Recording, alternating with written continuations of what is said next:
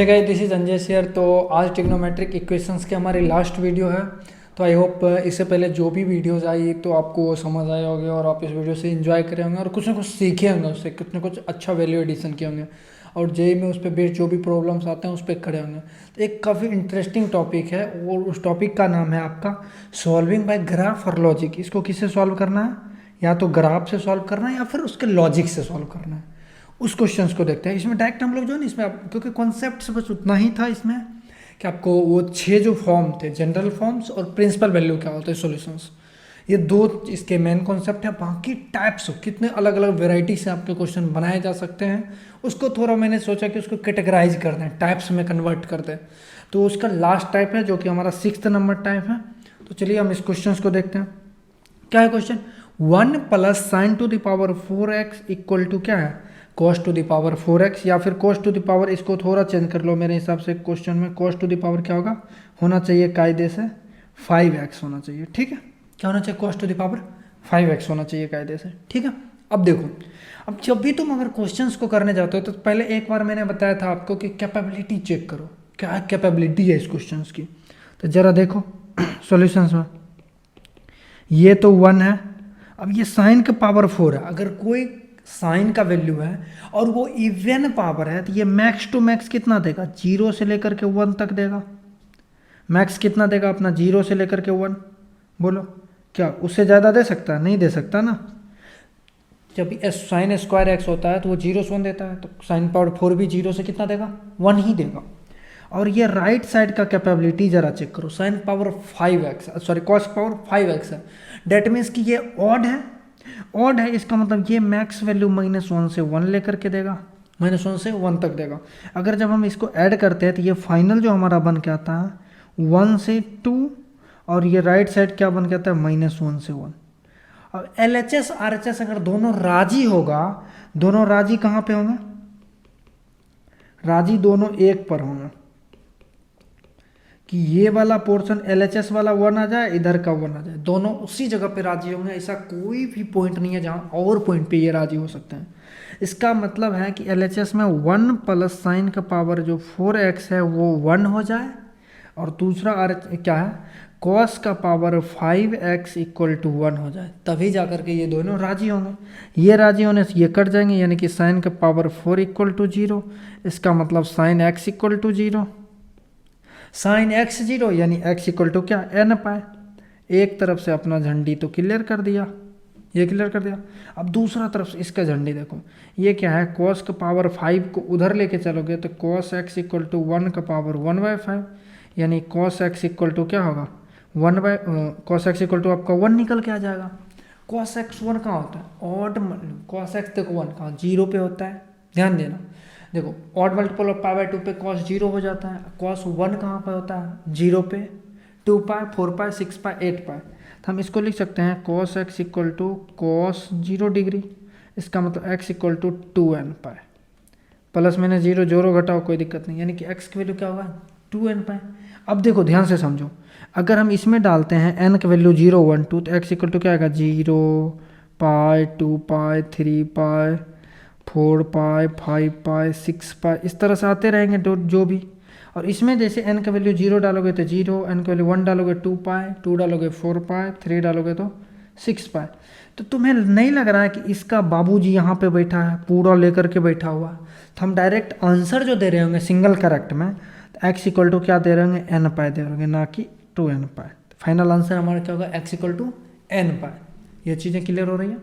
चलो ठीक है, अब नेक्स्ट क्वेश्चन समझते हैं, ये ज़रा इंटरेस्टिंग है। इससे पहले आप एक चीज़ और जान लो, कोई भी क्वाड्रेटिक इक्वेशन है ax² + bx + c equal to 0, कोई भी क्वाड्रेटिक इक्वेशन दिया है, इस क्वाड्रेटिक इक्वेशन का मिनिमम वैल्यू, इस क्वाड्रेटिक इक्वेशन का मिनिमम से मिनिमम वैल्यू होता है -d/4a। मिनिमम वैल्यू क्या होता है? -d/4a। अब देखो हमारा क्वेश्चन क्या है, देखो ध्यान से, sine x plus cos x equal to क्या है? Minimum of 1, a² - 4a + 6। ठीक है, a² - 4a - 6 + 6, इसका तो वैल्यू पता नहीं मेरे को, लेकिन एक 1 दिया है और एक इसमें से जो भी वैल्यू आएगा उस दोनों में से जो मिनिमम होगा वो इसका RHS वाले पार्ट होगा। इसका मिनिमम क्या होता है, अभी पर -d/4 है, तो इसका मिनिमम हम लोग निकालते हैं। तो देखो इसका मिनिमम हम लोग निकाल रहे हैं। 1 सेकेंड, इसको ज़रा शिफ्ट करने दो इधर, देखो ध्यान से, -d/4 है। अब d के जगह क्या होता है, -b² माइनस का 4ac/4 है। इसका मतलब आपका फॉर्मूला होगा 4ac माइनस का b² है, ये हो रहा था। अब राइट साइड लगाते हैं, देखो मिनिमम ऑफ, एक तो 1 हो जाएगा, दूसरा क्या होगा देखो 4ac, इसका मतलब क्या होगा, ध्यान से देखो 4a के जगह क्या है आपका, a के जगह आपके पास क्वेश्चन में देखो a 1 है और c के जगह आपके पास क्या है 6 है, माइनस का b² की जगह -4 है, यानी कि -4 का स्क्वायर अपॉन 4 इंटू a की जगह 1 था, तो ये मिनिमम ऑफ क्या आ गया, एक तो 1, उधर होगा 24 माइनस 16/4, इसका मतलब मिनिमम ऑफ, देखो ये 1, ये 8/4, इसका मतलब 2, यानी कि मिनिमम ऑफ किसका आ गया 1 और 2 में। 1 और 2 में हमें क्या आ गया, मिनिमम को सेलेक्ट करना है। 1 और 2 में आपका पता है मिनिमम 1 है, इसका मतलब LHS आपका क्या है sin x plus cos x = 1, ये आ गया। ये किस तरह दिख रहा है, ऑक्सिलरी याद करो, ऑक्सिलरी की जो आर्गूमेंट था उसके तरह याद आ रहा था। उसका हम दूसरा मेथड भी बताए थे, देखो ये क्या है sin x plus cos x = 1, इसका हमने दूसरा तरीका बताया था, याद करो, सेकेंड स्टाइल को अगर याद करते हो, सेकेंड स्टाइल में हम x = पहला बोले थे n π प्लस ऑफ -1 का power n into sine inverse of c की जगह 1 अपॉन a² प्लस b², देखो 1 का स्क्वायर प्लस 1 का स्क्वायर माइनस का tan इनवर्स a/b, यानी कि 1/1।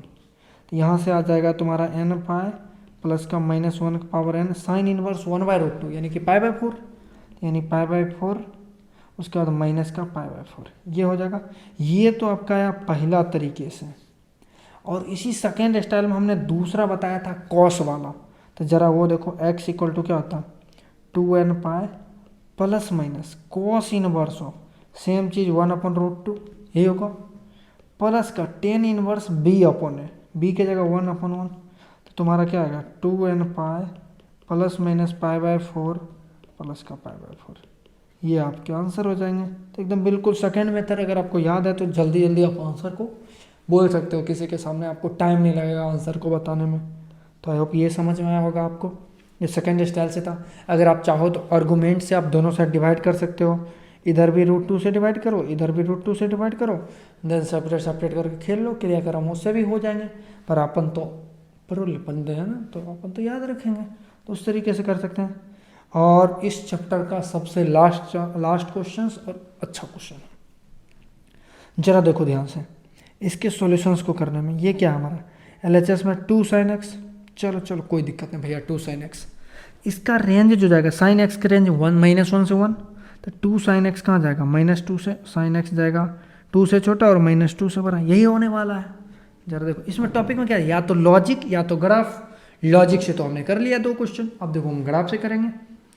अच्छा इसका देखो ध्यान से समझना, ये भी क्वाड्रेटिक है, तो इसका क्या होगा माइनस ऑफ, मिनिमम वैल्यू हम निकाल रहे हैं, इसका मिनिमम कितना होगा, मिनिमम देख लेना, माइनस ऑफ क्या था 4ac, नहीं पहले था 4ac माइनस b², 4a की जगह 5 इंटू c की जगह 3 माइनस का b², यानी कि क्या होगा 2 का स्क्वायर अपॉन 4 इंटू a 5, ये क्या निकल गया 5×3 = 60 हो जाएगा, 60 - 4/20, यानी कितना आ गया 56/20।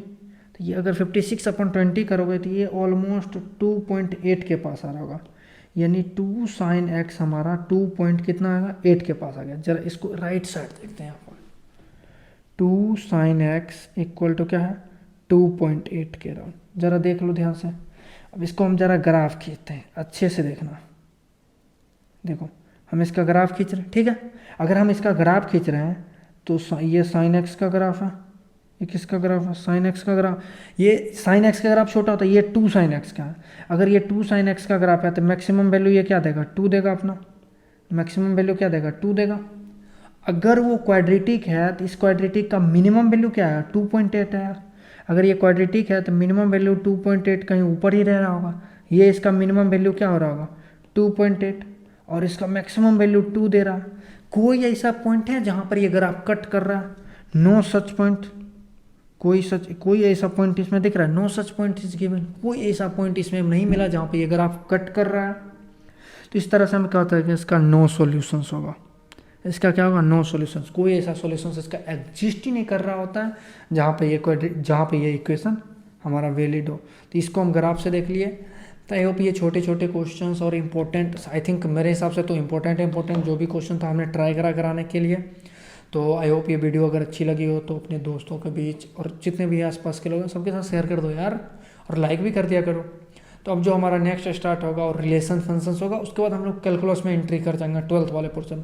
और कैलकुलस हम लोग धमाल मचा के पढ़ेंगे। कैलकुलस में नेक्स्ट लेवल के क्वेश्चंस करेंगे, अच्छे करेंगे। कैलकुलस को एकदम स्ट्रॉन्ग कर लेंगे हम लोग। तो इसके बाद हम लोग कैलकुलस शुरू करने वाले हैं। तब तक के लिए फिर मिलते हैं। सी यू, बाय।